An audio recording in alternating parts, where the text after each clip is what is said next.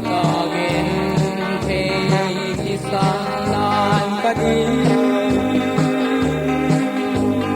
kadang sungiti may mading yang Toupa tungkam ang bangin kon sa Toupa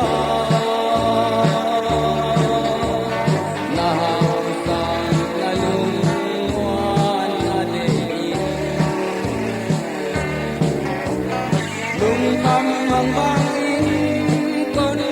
sa Toupa nahawasal na lumuan na diin Toupa simlei hinkhua ngaihtuah seka lei pa natin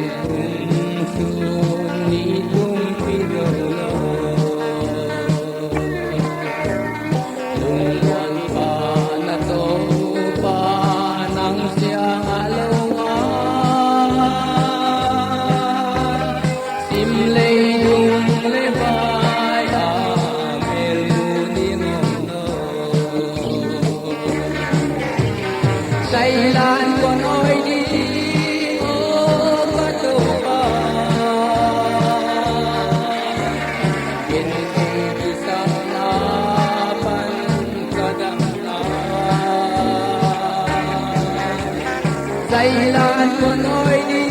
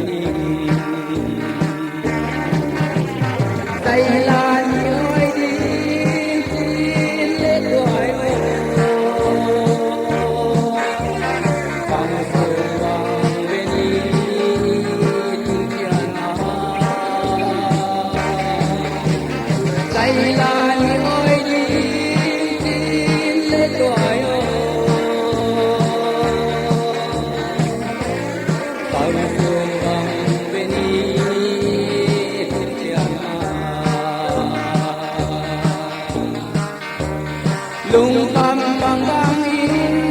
kon sa Toupa nahawasang na lumuan na diin lungkam bang bangin kon sa Toupa